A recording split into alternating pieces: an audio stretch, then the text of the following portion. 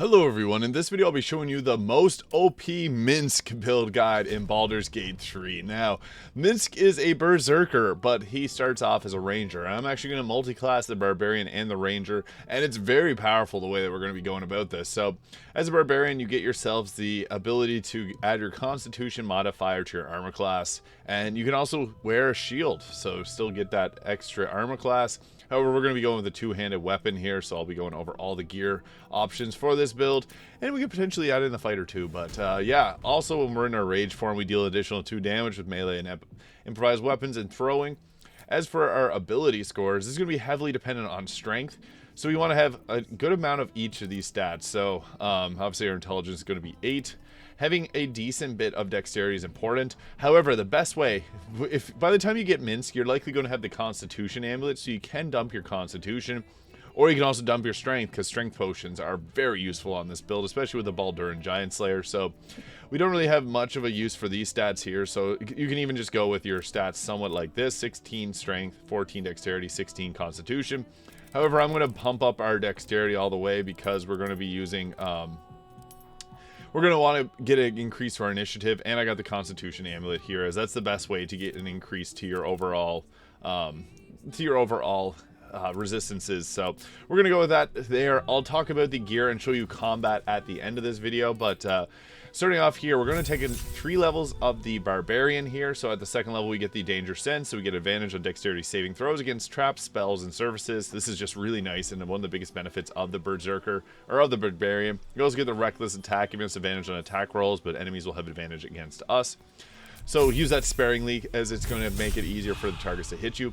However, for our subclass, I think the Wild Heart makes the most sense here because, you know, Minsk and Boo, he's got a Wild Heart. The Berserker is nice, but actually going with a Bestial Heart is really good. And I would recommend the Bear Heart. So when we're in the Bear Heart, you have resistance to all damage types except for Psychic, which is really great. There is some merit to go with the Tiger Heart, but we want to go with the Bear Heart here for the extra resistances, as well as we get the Unrelenting Ferocity, giving us additional healing there. You can leave the piercings on if you want, but we're going to go with that there. We also get Speak with Animals, Speak with Boo. But the Wild Heart Bear is incredibly strong. Now, at level 4, I actually think it's best to add in a different class. We're going to add in the Ranger now. So with this, you can also go up to level 5 Barbarian if you'd like, but I think it's best to go with the Ranger here, and the Gloom Stalker Ranger in particular. So anything Ranger Knight doesn't really make sense here, as we don't want to wear heavy armor, although it is an option if you want to go with that. There is some choices we can make here. We're not going to be using these often though. And for our Natural Explorer, if you want cold resistance, fire, or poison, you can pick your poison here. I think that Beast Tamer is nice to get a Find Familiar for free, and it doesn't expend a spell slot. The nice benefit of this is we can call in something like a Raven to blind our targets and give us an ability to hit them more frequently. So that's what we're going to go with for our skills there. The Ranger is actually quite strong, especially the Gloom Stalker, as it's very front-loaded. As for our skills, I would say go with Hunter's Mark, giving you additional damage, and then also Fog Cloud's really nice, as it blinds and heavily obscures the area. So you can actually set up and stealth in it if you'd like. But as for our fighting style, we're not going to really be using armor, so defense doesn't make a whole lot of sense here. 2-weapon fighting is okay. Gives you, if you want to use 2 weapons, go that route. Archery for +2 to ranged weapon attacks is great for hitting the target more frequently. Dueling's okay too, because if you use a shield, you're going to deal additional 2 damage. So pick one of these that you'd use the most frequently. If you want to use heavy armor, go with the defense perk, but I'm going to go with archery there. It's hard to go wrong with that. And as for level 3, we get to choose our subclass now, and we're going to, I guess for spells, Long Striders are really useful there. But for our subclass, Gloom Stalker, this gives us an extra 3 to our initiative. On the first round of combat, our movement speed increases by 3 meters, and we can make an attack that deals an additional 1d8 of damage. We get Superior Dark Vision up to 24 meters. We also get a bonus action Hide and Umbral Shroud. So it's actually pretty good, but the biggest benefits are yet to come, my friends. Next level, we get ourselves a feat finally. We didn't really have a whole lot of feats, but Alert for the +5 to initiative. Can't go wrong with that. Athlete's nice too if you want to increase your jump distance, because we can jump around quite frequently with this build. And you can also add in the Rogue Thief to get 3 levels, take 3 levels to get extra bonus action for more jumping. But yeah, there's a few options. Some people like Tavern Brawler, but I do think the best thing is to go with like an ability score improvement. as this is going to increase our overall. If we go a higher dexterity, it's going to give us an increased armor class, and yeah, it's not ideal to have it on an odd number, but we'll remedy that in a moment. So at our next level, level 5, we get our extra attack, so finally getting that big power spike, and we also get Misty Step, so we get 2 level 2 spell slots for us to teleport around with, and Spike Growth is not a bad option for our spell here, so we're going to go with that there. You can take another level of Ranger if you'd like, but it's actually pretty good to add in the Fighter, or as I said, the Rogue. So the Rogue will let you do sneak attacks, so you can use things like Falar Luve for weapon damage there. I want to add in the Fighter because this is going to give us the great weapon fighting, which allows us to roll a 1 or 2. If we roll a 1 or 2 on a damage die with a 2-handed melee weapon, we can re-roll it once, furthering our damage potential. So that is really nice. And then at level 2, we get the ever popular Action Surge, giving us an extra action. Super useful, obviously. And at level 3, we get to choose a subclass. And I think it's... You can go Eldritch Knight. This gives us the bound weapon. Champions will give us increased critical hit chance, but I think the Battle Master makes the most sense. It gives us access to Riposte, which is really nice for the extra 1d8 damage we'll deal whenever an enemy attacks us and misses. We want to weaponize our reactions whenever possible. I also think Menacing Attack's really great. We can use a helmet that'll give us that, though, so if you don't want to go with that, that's okay.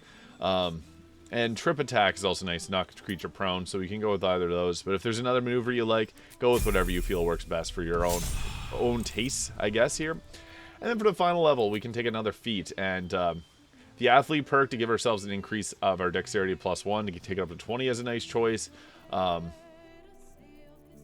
There's things like the Mobile perk where we can move around a little bit more freely.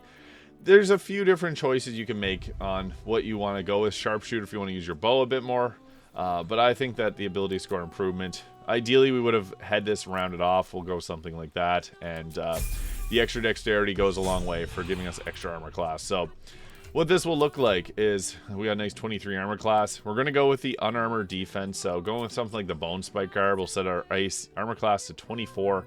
And alternatively, we can also go with like a single-handed weapon here and then put a shield in our offhand if we want to jack up our armor class to 26. So it's 10 base armor class, 5 from dexterity, 6 from constitution, 3 from shield, 1 from cloak protection, 1 from ring of protection.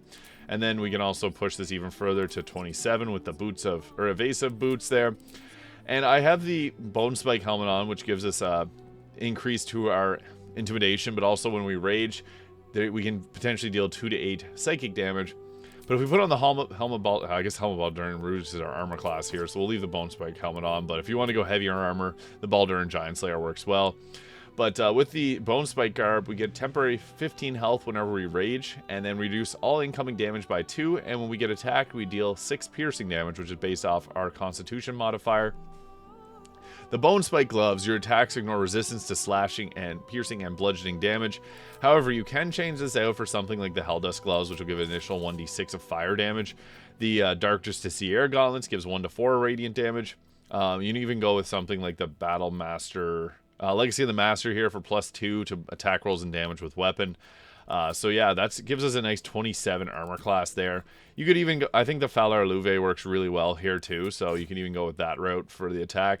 And if you added in if you added in Rogue instead of the Fighter, you would be able to sneak attack with the Falar Luve. So for the purpose of this build, I think the Baldur and Giant Slayer just works best. And we can also go with something like, I guess if you really wanted to jack it up, you could go with like the Vest of Soul Rejuvenation and then add in the weapon with the shield there. So to go full in on your AC, you can get up to 29, which is just incredible. So yeah, there is options there. You can leave this on. This is actually a pretty solid one because it'll give us a nice 26 armor class.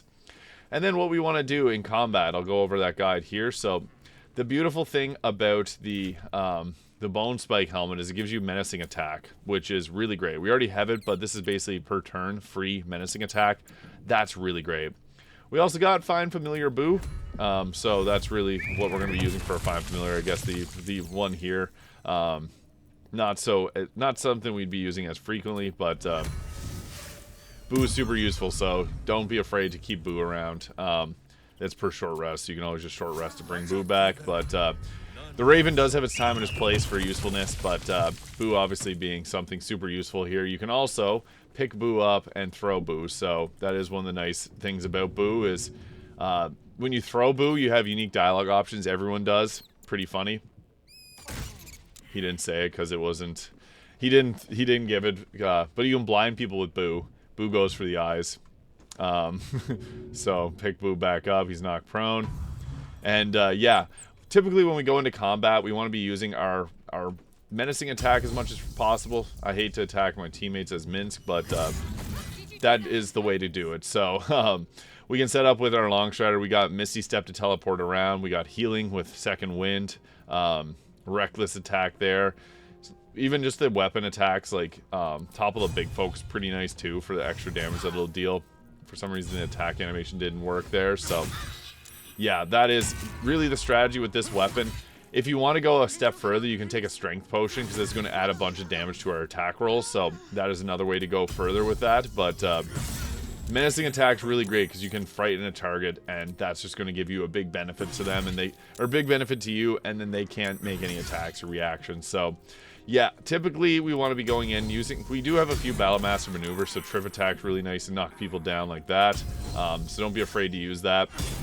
I also really like to add in like the Gaunter Mail Bow there, which will give you the ability to cast haste on yourself. So that's another way to further it, because having a ranged option like that is really nice. And what's cool is even if you use things like your Pommel Strike with the Helldust Gloves, you're able to deal additional damage on top of them. So if you're able to daze a target with a Pommel Strike, the benefit of that is you can use Hold Person from a caster, and it's going to be much more likely to land. So what this will look like if we were to start combat. Also, the Assassin's another good choice because the Assassin's going to give you the ability to keep your action when you start combat. But we're going to prop ourselves the haste here, and then we go in and attack with our attack here. And we miss, so we got to use our ability there, and he stays, so we can menacing attack there. So menacing attack did land on him. He's frightened now. That's really ideal, and then you can go with something like your trip attacks as well. We also get our Dread Ambusher melee attack, so this gives us an additional attack, which is really nice. And then furthermore, we can just continue to do things like our trip attacks, knock them down. So something like that's very useful, which is nice because it got many different options. Our strength is sapped for some reason. I guess that's really odd. I thought it was supposed to be a little higher than that. So I'll try that out. There we go. I was wondering why the damage wasn't so high, but now we're cooking. So we got our attack back up, and yeah, now we're starting to hit some real numbers there. We also get action surge, so we can continue to attack further. So there, he was 96. We were able to take him out. I got attacked by the owlbear. That's okay. Oh, the owlbear got critical off.